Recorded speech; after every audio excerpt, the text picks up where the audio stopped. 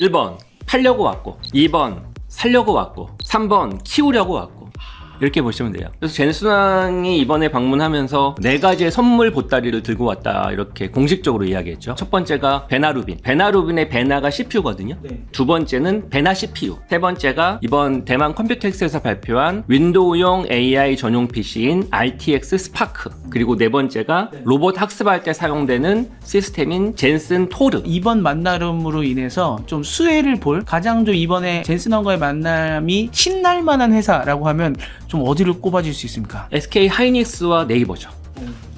네, 안녕하세요. 티타임 종재 기자입니다. 예, 지난 며칠 동안 젠슨왕 엔비디아 대표 덕분에 한국이 들썩였습니다. 많은 우리나라의 총수 대표들을 만나고 갔고요. 그리고 주가들이 엄청나게 들썩였습니다. 그래서 우리나라 기업들에 어떤 영향을 미칠지, 엔비디아의 젠슨왕이 왜 이런 광폭 행보를 보인 것인지 오늘 한번 점검을 해보도록 하겠습니다. 저희가 궁금한 게 있을 때마다 항상 요청을 드리는 분이죠. SK AI위원회 김지현 부사장님 모셨습니다. 안녕하십니까? 네, 안녕하십니까. 오늘 우선 이야기할 때, 오늘 이야기는 국내의 많은 기업들을 언급을 해야 되잖아요.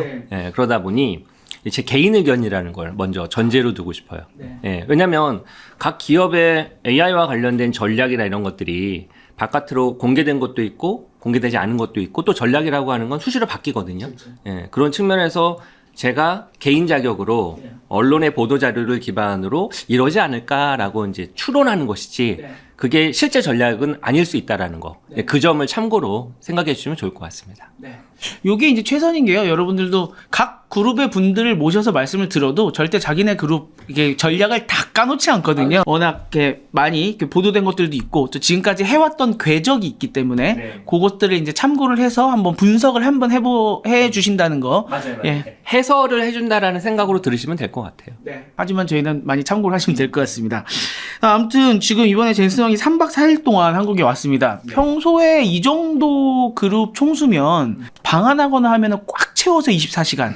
아니면 2박 3일이라고 해도 첫날 저녁 늦게 왔다가, 아니면 마지막 날 아주 아침에 타이트하게 일정 소화하고 간다거나, 예를 들어 저번에 뭐 마이크로소프트의 사티아 나델라 회장 왔을 때도 알아봤더니 진짜 꽉 채워서 24시간만 이렇더라고요. 그래서 거의 뚫고 가기가 힘든데, 이번에는 3박 4일 동안 와서 진짜 많은 일을 하고 갔단 말이에요, 젠슨왕 회장이. 예능에도 출연하고 야구장도 가고. 거의 뭐 대선 주자가 아닐까 싶었는데, 이런 건 굉장히 이례적이죠. 젠슨왕은 뭐 하는 회사의 대표죠? GPU 만드는 회사죠. 네. GPU 팔아야 되잖아요.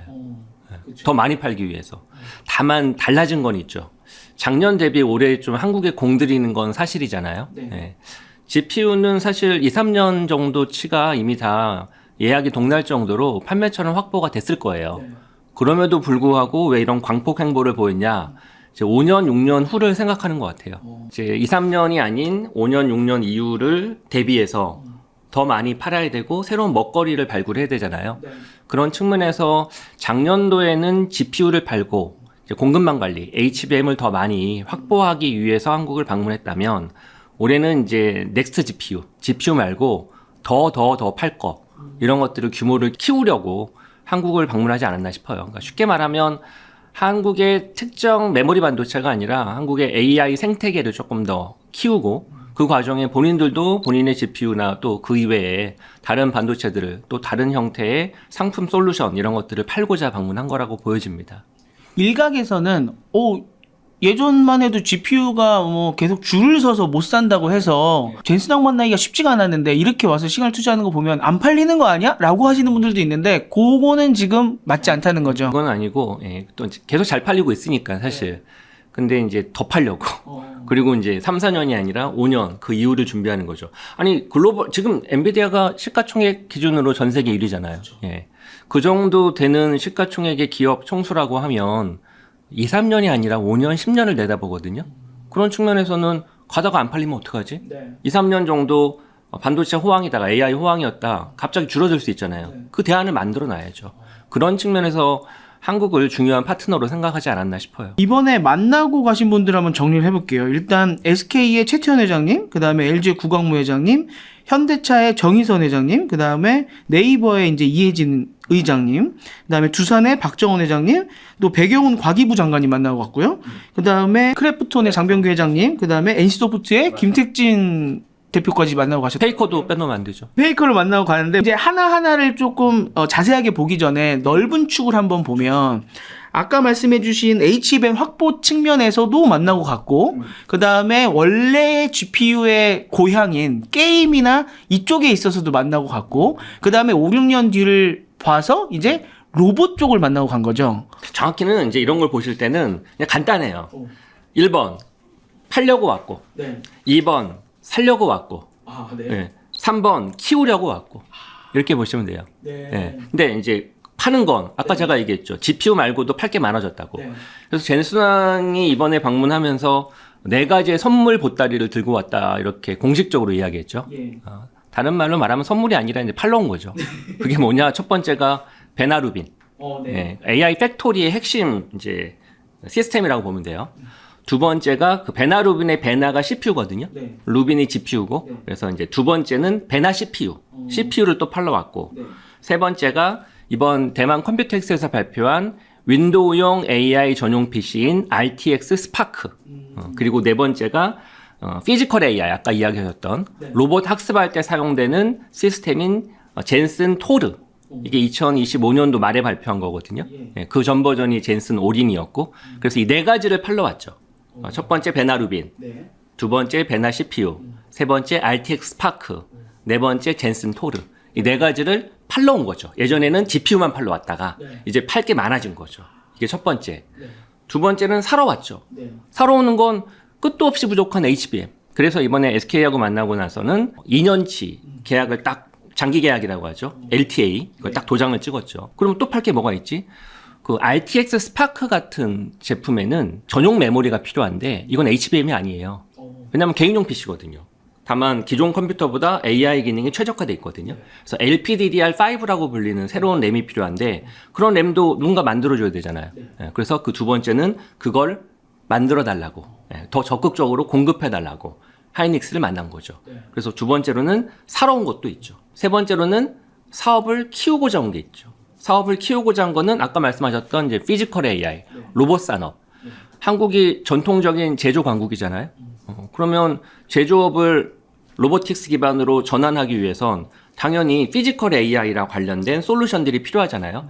그걸 내가 제공할 테니 일례로 엔비디아는 코스모스, 옴니버스, 아이작이라고 불리는 이 피지컬 AI, 즉 로봇 관련된 플랫폼이 있거든요. 그리고 이 플랫폼을 잘 구동하려고 하면 아까 설명드렸던 젠슨 토르라고 불리는 전용 또 컴퓨터가 필요해요. 이런 시스템을 묶어가지고 내가 이걸 제공할 테니 이 피지컬 AI 시장을 함께 키워보자 이렇게 온 거죠. 그리고 이제 빠질 수 없는 게 AI 팩토리죠. 원래 엔비디아가 매년 GTC라고 불리는 행사를 개최하잖아요. 그래서 올해 행사에서도 제가 지난번에 한번 토큰 이코노미 말씀드렸잖아요. 앞으로 데이터 센터는 토큰을 생산하는 공장이다. 그래서 일명 AI 팩토리라고 불리는데 그 AI 팩토리를 같이 하자라고 한국에 온 거죠. 그래서 그 AI 팩토리를 네이버, SK, 그다음에 LG 같이 한번 해볼래? 두산 같이 해볼래? 이렇게 하고 온 거라고 볼 수 있죠. 하나하나 좀 이제는 여쭤보고 싶은데 일단 제일 재밌는 순서로 간다고 하면은 가장 이번 만남으로 인해서 좀 수혜를 볼 가장 좀 이번에 젠슨왕과의 만남이 신날 만한 회사라고 하면 좀 어디를 꼽아줄 수 있습니까? SK 하이닉스와 네이버죠. 다시 한번 얘기하지만 젠슨왕이 팔러 온 거는 뭐 그냥 팔면 되는 거기 때문에 그건 수혜라고 볼 수 없어요. 사야 되는 거니까. 근데 젠슨왕이 사러 왔네? 그리고 사업을 같이 키우러 왔네? 이건 꽤 큰 거죠. 그런 면에서 첫 번째 SK 하이닉스는 그동안 HBM의 공급 파트너였잖아요. 그래서 이거는 계속 유지되는 거예요. 게다가 도장까지 꽝꽝 찍어줬죠. 2년 동안 계속 살 거야 라고. 근데 아까 제가 말씀드렸죠. LPDDR과 같은 새로운 메모리들, 그다음에 소캠이라고 불리는데 소캠도 엔비디아가 만든 새로운 메모리와 관련된 규격이라고요. 그런 소캠은 향후에 새로운 형태의 AI 데이터 센터든 혹은 AI PC에 필요로 하는 메모리거든요. 차세대 메모리. 그런 것들에 대해서 공동으로 같이 개발하자. 설계도 같이 하고 그걸 SK에 제안을 했으니까 SK 입장에선 HBM이 끝이 아니라 새로운 메모리를 그냥 공급하는 것도 아니고 함께 협의해서 새로운 반도체에 대한 미래를 같이 그릴 수 있네 라고 하는 거니까 큰 수혜죠. 하이닉스 입장에서는. 그러니까 엔비디아 입장에서도 미래를 위해서 투자하는 거지만 SK도 같이 하자고 끌어들인 거군요. 미래 넥스트 반도체에 대한 파트너십을 인정한 거니까 하이닉스 입장에서는 상당한 수혜죠. 두 번째 네이버죠. 각세종이라고 들어봤어요? 네, 그 데이터 센터잖아요. 네. 세종, 그 각이 왜 각이죠? 팔만대장경 같은 그런 걸 보관하는 장소를 뜻하는데. 맞아요. 그래서 각세종은 네이버가 보유하고 있는 세종에 만들어서 운영하고 있어요, 이미. 그 데이터 센터죠. 아시아 최대입니다. 그렇군요. 예, 근데 AI 전용은 아니에요. 네. 그런데 이번에 엔비디아 젠슨왕과 이해진 의장이 함께 발표했던 내용은 그 각세종을 전진기지 삼아서 내년도 상반기에는 55메가와트, 그리고 내년도 하반기가 되면 100메가와트, 그리고 2028년도에는 200메가와트. 그 다음 로드맵으로는 1기가와트를 지향한다. 1기가와트는요, 전 세계에 거의 없어요. 우리 SK가 울산에 짓고 있는 게 1기가와트를 지향하고 있거든요. 그러면은 1기가와트 정도 규모 되면 어마어마하잖아요. 1기가와트는 이건 엄청난 도시의 전력 공급과 맞먹는 수준이거든요. 예. 규모가 엄청 커요. AI 연산을 어마어마하게 많이 할 수 있거든요. 그러니까 이건 AI 팩토리라고 한다고 그랬잖아요. 그래서 세종 각을 기반으로 1기가와트를 지향하는 AI 팩토리를 같이 만들자. 그냥 GPU만 공급하는 게 아니에요. 같이 만들자라고 했죠. 그래서 사실 네이버는 오랜 기간 동안 한국의 대표 포탈로서 어마어마한 메가 트래픽을 발생시켰잖아요. 그 메가 트래픽을 자기들의 데이터 센터에 자기들이 클라우드 기반으로 운영하고 있거든요. 쉽게 말하면 전문용어로 GPU 클러스터라고 불리는 기술력을 가지고 있어요. 클라우드 운영력도 가지고 있고 그거를 규모를 1기가와트로 키워서 나만 쓰는 게 아니라 아시아, 전역, 유럽, 중동까지 진출하자. 누구랑? 엔비디아랑. 그렇게 사업 파트너십을 발표한 거니까 네이버 입장에서는 신규 비즈니스 모델이죠. 근데 이제 그 과정의 핵심은 그 엔비디아가 이번에 컴퓨텍스에서 그 DSX라고 불리는 플랫폼을 발표했어요. DSX는 뭐냐면 AI 팩토리를 만들려고 하면 이런 규격으로 만들어라. 네트워크는 뭐 NVLink와 같은 걸 쓰고 GPU와 CPU는 이런 구성으로 하고 서버와 시스템 설계는 이렇게 해야 되고 전력은 이렇게 구성해야 돼라고 하는 일종의 설계도죠. 그 DSX를 기반으로 이제 네이버가 그리고 SK도 같이 합니다. SK도 아까 제가 울산에 데이터 센터 짓고 있다고 그랬잖아요. 그리고 대한상공회소 회장님이 작년도 연말이었었죠. 대한민국은 7년 안에 20기가와트 데이터 센터를 만들어야 된다라고 발표하셨거든요. 그걸 지향해야 된다고. 20개가 있어야 되네요. 기가와트만 해도. 엄청난 규모죠, 사실은. 근데 그걸 만들려고 하면 아까 말한 설계도도 필요하고 또 그걸 만들어 운영할 수 있는, 구축할 수 있는 기업이 필요하잖아요. 그런 걸로 어쨌든 첫 번째로는 네이버를 낙점한 거고 두 번째로는 또 SK하고도 그런 AI 팩토리 사업을 같이 하기로 했으니까 이건 어마어마한 의미가 꽤 큰 거죠. 그래서 수혜 기업으로는 두 군데가 있는 거죠. 네이버와 SK. 예전에 클라우드 시대에 AWS, 그다음에 애저, GCP, 그다음에 이제 중국 회사들이 전 세계를 잡아먹고 있을 때 우리나라 회사들도 이제 데이터 센터 짓고 클라우드 사업을 하기는 했는데 해외로 뻗어나가는 거에 있어서는 좀 무리가 있었잖아요. 이렇게 엔비디아와 손을 잡고 GPU 공급을 막 받으면서 같이 키워나간다고 하면은 우리나라의 이 AI 데이터 센터가 글로벌 클라우드 회사처럼 커질 수 있다는 그런 기회가 되는 거죠. 그게 AI 덕분에 가능해진 거죠. 예를 들면 네이버 같은 경우에는 앞서 설명드린 것처럼 클라우드가 주로 우리 국내에 있는 본인들과 그리고 국내에 있는 정부, 공공기관, 나아가서는 엔터프라이즈 기업들이 사용하고 있는 건데 지금 말씀드린 1기가와트 정도가 되면 국내 수요로는 너무 많거든요. 그럼 이건 거 바깥에 팔아야죠. 근데 이제 이걸 그냥 팔 수가 없어요. 왜냐하면 기존 클라우드와는 달리 AI 데이터 센터는 모델이 있어야 되잖아요. 파운데이션 모델. 그리고 그 위에 얹히는 다양한 레이어들이 있거든요.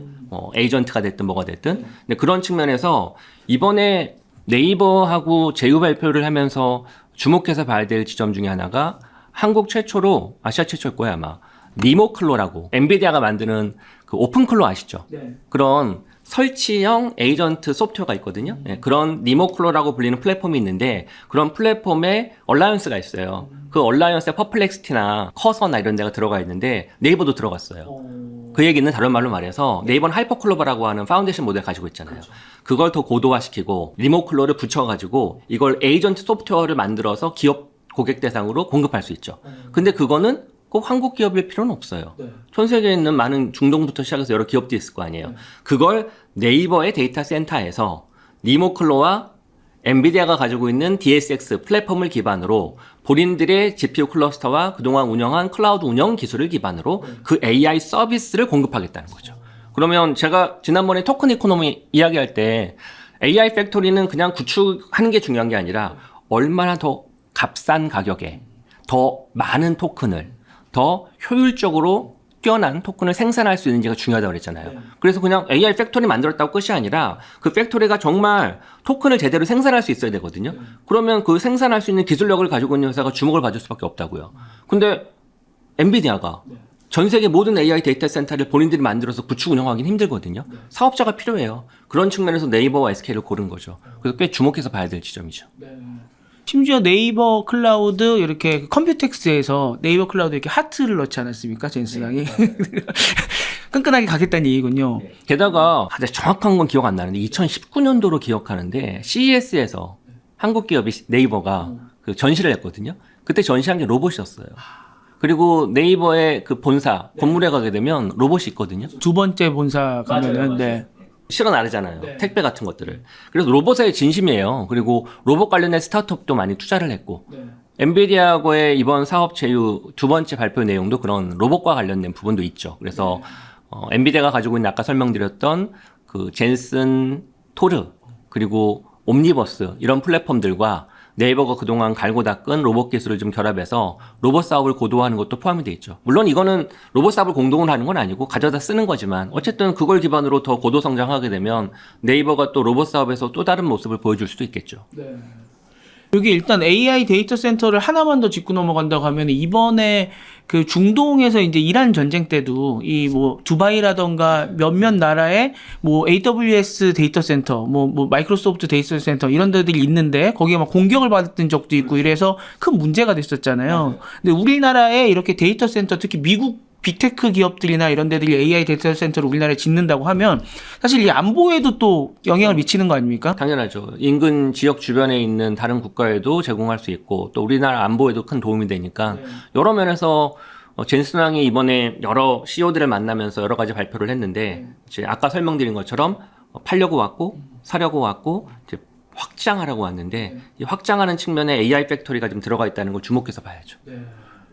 그러면 지금 하이닉스, SK 하이닉스와 네이버는 같이 키우고 또 사고 뭐 일부는 팔기도 하고 이렇게 세 가지가 다 엮여 있는 회사라고 좀 보면 되겠네요. 정확히 말하면 하이닉스가 아니고요. SK 그룹입니다. 왜냐하면 SK 하이닉스는 메모리를 공급하는 공급망이고 그다음에 SK 텔레콤이나 브로드밴드와 같은 쪽은 데이터 센터를 만들어서 운영하는 쪽이니까 그리고 에너지 쪽도 있잖아요. 이노베이션을 포함해서 에너지 솔루션도 가지고 있기 때문에 SK 그룹 전반과 AI 팩토리와 관련된 사업을 좀 크게 가져간다는 게 이번에 주목해서 봐야 될 지점이죠. 사실 얼마 전에 대만에서 열린 컴퓨텍스에서도 불과 며칠 한 2주? 1, 2주 전이었는데 그때도 최태원 회장님을 만나서 HBM 공급 2배 늘려달라라는 또 메시지를 냈었잖아요. 근데 그때는 이제 사는 입장에서 그 요청을 했던 거고 맞아요. 이번에 한국에 와서는 조금 더 넓게 이야기를 했군요. 맞아요.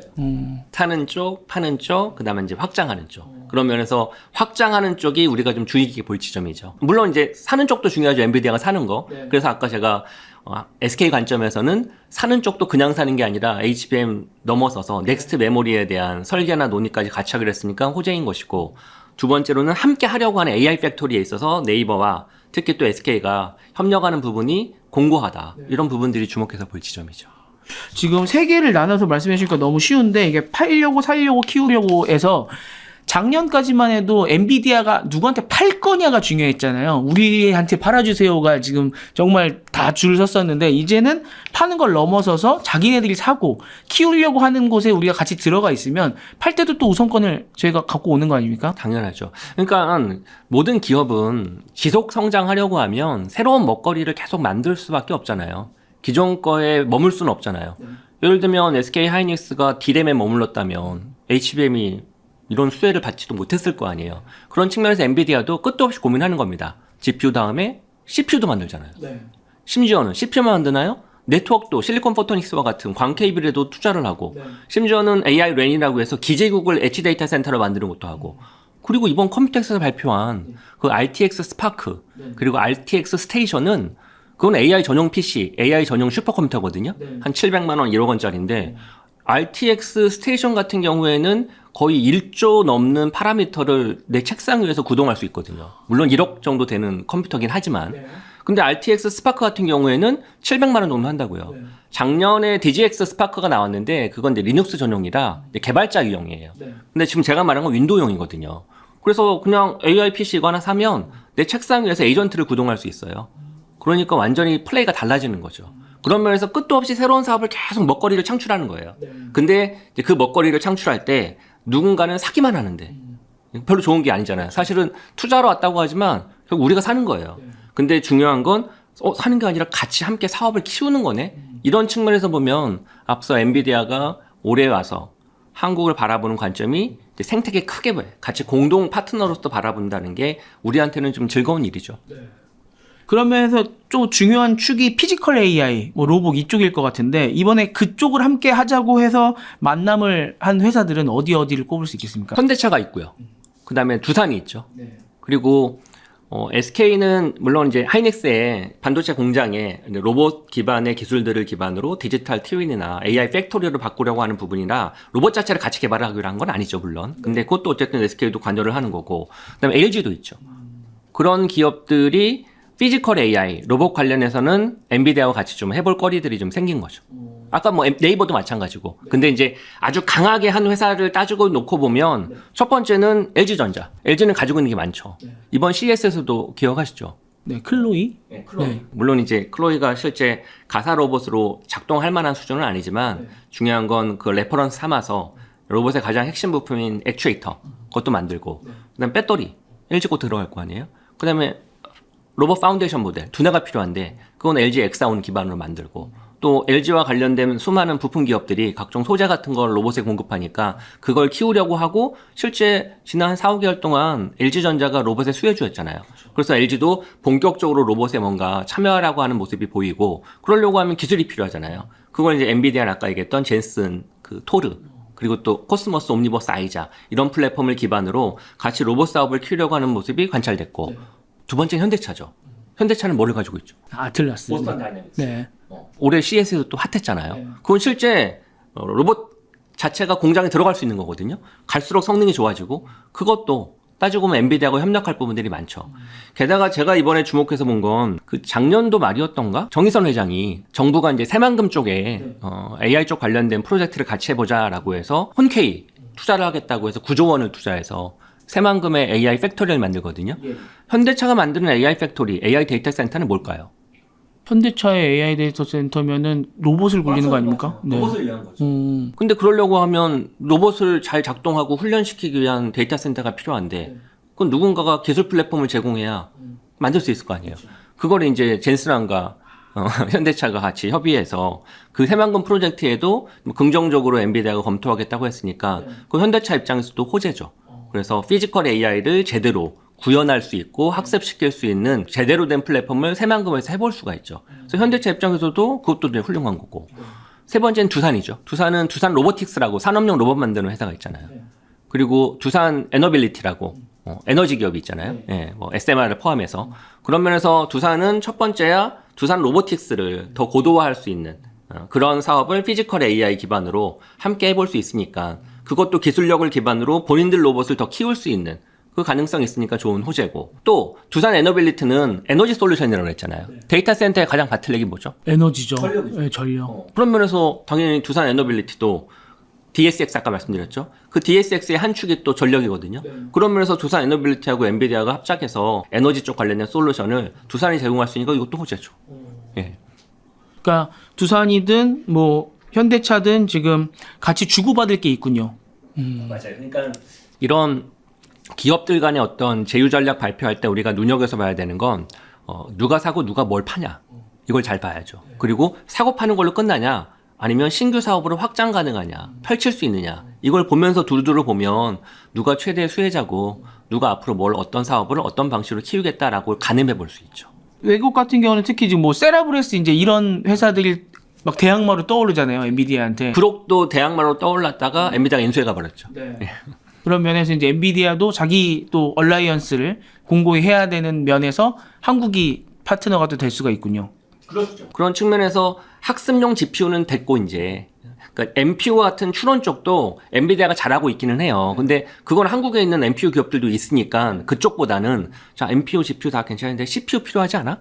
원래 작년 APEC에서 우리 그 정부하고 젠슨왕하고 협의한 게 26만 대의 GPU 공급하기로 했잖아요. 근데 AI 팩토리 데이터 센터는 GPU만으로 작동되지 않거든요. 그런 GPU를 잘 엮어서 구동할 수 있는, 연산을 잘 분배해서 처리할 수 있는 CPU도 중요하거든요. 우리 베라 써.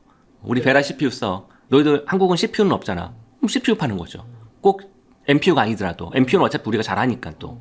그래서 CPU 팔러 또 온 거고. 따지고 보면 그런 데이터 센터가 만들어져서 잘 운영되는 과정 속에 이게 하이브리드 AI라고 하죠. 데이터 센터에 있는 AI만 중요한 게 아니라 디바이스에서 구동되는 AI도 중요하잖아요. 그래서 올해 삼성전자의 갤럭시 S26도 스마트폰에서 AI가 구동되고 이번 WWDC에서 애플이 발표한 것도 애플 인텔리전스 애플이 제공하는 파운데이션 모델 물론 제미나이를 활용했지만 그것도 중요한데 그게 시리 기반으로 아이폰에서 작동되는 거잖아요. 그리고 이번에 RTX 스파크라고 아까 발표했던 AI PC도 PC에서 AI가 구동되는 거잖아요. 그런 거는 좀 이제 사라는 거죠. AI PC 같은 건 온디바이스 AI라고 하는데 디바이스 위에서 돌아가는 AI는 우리 걸 좀 쓰는 게 어때? 라고 좀 더 확장되어서 이거저거 팔려고 온 거죠. 그러면서 이 대상혁을 만나고 그다음에 저기 NC소프트 뭐 크래프톤을 만나서 PC방에 가고 이런 거는 집토끼 잡는 느낌 이렇게 좀 해석하면 그거는 이제 그래픽 카드 전통적인 엔비디아가 오랫동안 팔아왔던 그래픽 카드 판매 촉진도 있죠. 사실 한국의 게임방이 전 세계적으로 엔비디아의 그래픽 카드를 팔아준 대표적인 고마운 존재잖아요. 그거에 대한 감사도 표하고 그래서 이번에 보니까 그 페이커 만나면서 어떤 그래픽 카드 쓰냐고 하니까 4090 쓴다고 했더니 5090을 선물해 줬잖아요. 한 700만 원 정도 되는 것 같은데 그걸 선물해 줬거든요. 그러면서 그 앞에 있는 청중 중에 2명을 뽑아서 뭘 준 줄 아세요? RTX 스파크. 그걸 피하라는 거죠. 여러분 게이머들 이제 앞으로 게임 돌릴 때 AI PC 전용으로 이용하면 더 빨라요.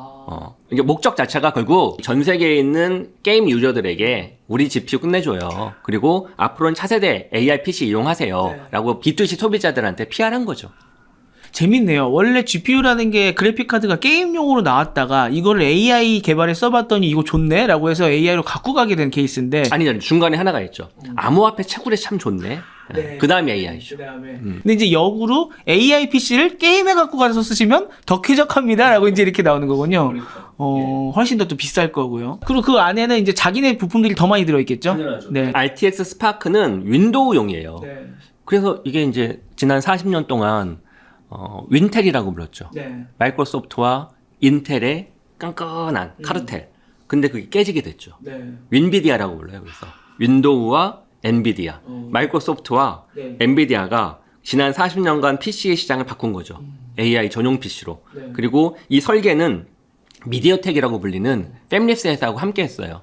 그래서 이 RTX 스파크는 미디어텍과 엔비디아가 구성한 CPU와 이 GPU 시스템으로 구성되어 있어요. 그리고 여기 들어가는 LPDDR5 같은 이 램은 CPU, GPU가 같이 공유해서 쓰고요. 그래서 새로운 메모리 반도체예요. 이걸 아까 하이닉스가 하겠다는 거예요. 하이닉스가 공급도 하고 물론 삼성도 공급하겠지만 마이크론도 공급하고 근데 하이닉스가 이런 넥스트 메모리에 있어서 엔비디아와 끈끈한 관계를 가져간다라는 건 이제 박수를 칠 만한 일이죠. 그리고 또 이 설계는 암 기반으로 했다는 거죠. 그러니까 암부터 시작을 해서 지금 새로운 메모리까지 자기네들이 투자해놓고 여태까지 손을 잡았던 곳들과 이 모든 거를 다 짬뽕을 딱 시켜서 새로운 AI PC가 나오는 거군요. 수직 계열을 하는 거죠. 이제 엔비디아가 데이터 센터에는 GPU만 공급하는 회사가 아니라 데이터 센터 AI 팩토리 전체를 설계하는 회사. 그리고 이걸 같이 함께 키워가는 쪽으로도 1번. 2번, CPU를 포함을 해서 AI PC를 만들어서 아예 새로운 데이터 센터가 아니잖아요. 엣지거든요. 엣지 쪽으로 진출하는 것도 있고 해서 새로운 신규 사업을 확장하는데 그 과정에서 한국이 좋은 파트너구나라고 생각했다고 이해하면 되죠. 물론 세 번째가 이제 피지컬 AI. 이게 몇 년 전에 젠슨 왕이 GTC에서 우리는 이제 데이터 센터 회사가 될 겁니다. 라고 하면서 뭐 데이터 센터에 들어가는 칩들, 그다음에 솔루션 이런 것들을 공개를 했고 그게 지금 몇 년 후에 데이터 센터 붐을 또로 이어졌잖아요. 그리고 지금 또 나온 게 엣지 디바이스인 AI PC 같은 것들이 또 여태까지 투자해놨던 것들이 지금 모여서 또 나오고 있고 그 다음은 이제 피지컬 AI가 또 엄청나게 뜨겠구나라는 걸 우리가 예측해 볼 수 있겠네요. 그렇죠. 피지컬 AI가 꼭 휴머노이드 로봇만 뜻하는 건 아니에요. 그냥 모든 제조 공장 자체가 자동화, 지능화가 되어야 되는데 자동화, 지능화 되려고 하면 그 안에 산업용 로봇도 필요하고 경우에 따라서 인간을 대체할 수 있는 휴머노id 로봇도 필요할 거 아니에요. 근데 그런 로봇이 잘 작동하려고 하면 똑똑해야 될 거 아니에요. 그 똑똑한 게 제가 로봇 파운데이션 모델이라고 그랬잖아요. 또 실제 현장에 있는 데이터로 로봇이 학습해야 되지만 그것만 부족하잖아요. 그래서 라지 월드 모델 LWM이 필요하다고 그랬잖아요. LWM은 가상의 시뮬레이션을 기반으로 현실 공간처럼 학습을 할 수 있는 시스템이거든요. 그거는 게임 회사들이 제일 잘해요. NC소프트가 원래 독파모 모델에 참여했다가 탈락했잖아요. 그리고 나서 컨소시엄을 구성해서 독자적으로 우리는 로봇 사업을 피지컬 AI를 도전하겠다 그렇게 했거든요. 그래서 게임 회사하고도 관련이 있는 겁니다. 그냥 게임을 잘하고자 엔비디아가 만난 게 아니라 LWM, 라지 월드 모델, 피지컬 AI하고도 연관이 있죠. 예전에 메타버스 붐 일었을 때 다들 이렇게 의아했던 게 대단한 게 아니라 사실 게임 회사들이 이미 다 구축해놓고 있는 월드인데 왜 저걸 뭐 새로운 것처럼 얘기하지라고 생각했었는데 그 게임 회사들이 이제는 진짜로 월드 모델로 진출을 하는군요. 그렇죠. 그게 왜냐면 게임 안에는 수많은 캐릭터들이 움직이면서 상호작용을 하니까 물론 현실만큼은 아니지만 어쨌든 이걸 통해서 학습하고 이걸 또 현실에 투영하고 할 수 있으니까 LWM이 로봇의 지능망으로서 활용할 수 있는 가능성이 높죠. 그리고 꽤나 물리법칙도 다 구현이 돼 있잖아요. 게임 내에는. 때리고 치고 막 움직이고 점프하고 하는 것들이 다 그런 거니까. 예. 그래서 크래프튼과 NC소프트를 만난 거라 아닐까 저는 이렇게 추정을 합니다. 둘 다 오픈월드에 제일 강한 회사들이잖아요. 그러면서 또 요거는 또 그 다음을 준비하고 있는 거네요. 그렇죠. 피지컬 AI. 그러니까 정리하면 큰 데이터 센터. 두 번째는 온디바이스 AI죠. 그래서 PC부터 해서 이런 쪽. 세 번째로는 이제 물리 AI, 피지컬 AI. 이렇게 큰 세 가지 축으로 엔비디아가 AI 산업 생태계를 좀 확산하고 있고 고맙고 다행인 건 우리 한국이 거기에 이제 파트너로서 중심에 서니까 우리한테는 좋은 기회죠. 그리고 뭐 R&D 센터도 만들겠다고 하고요. 배경은 그 과기부 장관 만나서 또 그런 이야기도 했죠. 예. 어쨌든 한국에 좋은 인력들도 많고 또 제조나 이런 부분도 강국이고 또 AI와 관련된 독특한 한국만의 소버린 AI를 주장하면서 그래서 실제 엔비디아 젠슨왕이 한국이 미국 중국에 이어 3위다 AI가 확실히 이런 이야기도 한 이유가 다 그런 거와 좀 같이 연관이 있죠. 그런 측면에서 한국에 그런 센터를 만들어서 한국 인재들과 다양한 형태의 교류도 하고 또 엔비디아의 기술도 선보이고 함께 할 수 있는 부분을 모색하라고 하는 거는 한국이 이제 글로벌로 AI 강국에 진짜 반열에 들었구나라고 평가할 수 있죠. 예전에 우리가 모델로만 이 성적을 내려고 했는데 이 생태계를 보면은 우리가 참여하고 있는 비중이 점점 커지고 있잖아요. 그리고 영향력도 높아지고 있고 그런 면에서 또 모델은 또 계속 개발하면 되는 거고 어느 순간 또 돈을 확 들이면은 따라갈 수 있는 거 아니겠습니까? 요새 같은 분위기라고 하면은 그러면은 우리가 진짜 3위로서 이렇게 입지를 공고히 할 수 있겠네요. 당연하죠. 그러니까 AI 산업의 생태계를 레이어로 구분해 보면 이건 제 해석입니다. 맨 밑단에 데이터 센터가 있고요. AI 팩토리라고 불리는 거죠. 이 안에는 뭐 메모리, HBM, 뭐 GPU 혹은 NPU, 전력부터 시작해서 냉각 AD까지 여러 가지가 있는 것이고 그 위에 클라우드가 있다고 그랬잖아요. 그 위에 모델인 LLM이 있고 그 위에 디바이스가 있고 그 위에 에이전트가 있거든요. 이 측면에서 소버린 AI라고 하면 한국은 그동안 강조했던 부분이 세 번째 독자적인 AI 모델인 독파모 LLM을 강조했고 근데 LLM을 잘 되려고 하면 데이터 센터가 있어야 되고 또 데이터와 관련된 학습을 잘할 수 있는 GPU나 이런 게 필요해요. 그래서 26만 개 막 달라고 하고 이랬던 거죠. 그리고 데이터 센터가 지금 막 화두니까 이거는 갖춰진 것이고 그러면서 클라우드와 디바이스와 에이전트가 비어 있었는데 클라우드 부분은 네이버 부분 우리 국내에도 또 클라우드 기업들이 있잖아요. 그들 기업 어느 정도 메꿔줄 수 있을 것 같고 그리고 이제 중간에 있는 디바이스하고 에이전트 영역 부분에 있어서 디바이스 부분은 한국이 또 제조 강국이라고 그랬잖아요. 스마트폰, PC도 그렇고 예. 또 더 나아가서는 가전기기, 전자기기, 자동차 그리고 차세대 로봇 이런 부분들은 디바이스에서 흡수할 수 있고 그 다음에 이제 에이전트 부분이 앞으로 좀 더 본격적으로 해야 될 지점이죠. 스타트업이라든가 이런 데 육성해야 될 또 부분이 그쪽이군요. 이렇게 보니까 또 신나는 게 R&D 센터도 생기고 뭐 이렇게 일자리도 늘어나고 그다음에 요새도 보면은 메모리 반도체가 치열하게 경쟁하면서 SK 하이닉스 그다음에 삼성전자 또 마이크론에서도 우리나라 인력들 막 계속 채용해 가려고 그러고 그다음에 일자리가 늘어나면은 또 그만큼 우리 많은 젊은 사람들이 그쪽에 투자를 해서 열심히 노력을 해서 공부를 하지 않겠습니까? 또 거기 인력이 늘어날 거고 그렇게 선순환을 기대해 볼 수 있겠네요. 네. 그러니까 그동안은 HBM 중심으로만 흘러갔었는데 이제 이게 좀 더 폭넓어진 거죠. 그거를 젠슨 왕이 선물이라고 표현을 하는군요. 아까도 얘기했지만 본인을 위한 선물 같은데 예, 우리가 냉정하게 봐야죠 사실은. 예, 결국 그분도 기업 CEO고 팔러온 건데 다만 이제 사러 온 것도 있고 그리고 함께 펼칠 것도 있다 이 얘기죠. 저희가 이제 이번에 젠슨 왕이 오기 전부터 제 주위에도 이제 젠슨 왕 입만 보시는 분들이 많이 계시더라고요. 누구 투자했다, 우르르 투자하고 뭐 한다 그러면 우르르 하고 이게 하는 분들이 많은 것 같은데 이번에 젠슨 왕 방안을 총정리를 좀 해주시면서 우리는 이제 좀 앞으로 젠슨 왕 입을 어떻게 보고 어떻게 해석해야 되나라는 식견을 알려주시면 좋을 것 같습니다. 젠슨 황 입만 보지 말고 다른 사람들의 입도 같이 봐야죠. 예를 들면 곧 상장을 앞두고 있는 스페이스X, 일론 머스크의 입도 봐야 되고 그 다음에 또 올 가을쯤에 상장한다고 하는 오픈 AI와 엔트로픽의 입도 봐야 되고 또 우리 국내에 있는 SK 회장님을 포함해서 주요 기업들의 입도 봐야 되고 두루두루. 근데 그거를 하나의 포인트로만 고지고대로 들을 게 아니라 이거는 뭘 팔려고 하는 거지? 이쪽은 앞으로 사업을 어떻게 확장하려고 하는 거지를 비교하다 보면 거기에서 인사이트를 얻을 수 있죠. 그러니까 어떤 걸 팔려고 하는지, 뭘 살려고 하는지, 뭘 교환하려고 하는지를 좀 이렇게 다각도로 봐야 되겠군요. 게다가 또 뭘 확장하려고 하는지 신규 사업 모델로. 확장하려고 하는 게 또 앞으로 어떻게 스텝을 밟아 나가는지 그 진행 척도도 잘 봐야 되겠네요. 네, 그것만 우리가 잘 보다 보면 요새 투자하시는 분들 보면 엄청 이렇게 다각도로 보시고 깊게 파고드시더라고요.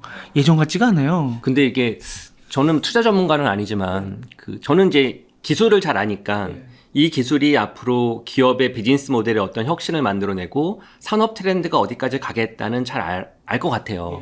근데 이것만으로 주가가 결정되지 않죠. 두 번째는 인간의 욕망, 투기 욕심 이런 것들로 인해서 주가가 요동치거든요. 세 번째는 시장 변동. 그 기업과는 무관하게 갑자기 전쟁이 터졌네. 갑자기 CPI가 확 올랐네. 혹은 환율이 갑자기 이런 것들로 인해서도 그 세 가지가 다 섞여 있거든요. 그러다 보니 어려운 것 같아요. 그래서 이제 기업의 가치를 보고 존버하시는 분들이 돈을 버시는 거. 그러니까 길게 봐야죠. 그런 이유 때문에 저는 길게 봐야 된다고 생각해요. 네. 그런 또 인사이트를 얻어가시면 좋을 것 같습니다. 젠슨 황의 이제 방안으로 한 3박 4일 방안으로 크게 우리나라의 그 경제가 요동쳤는데요.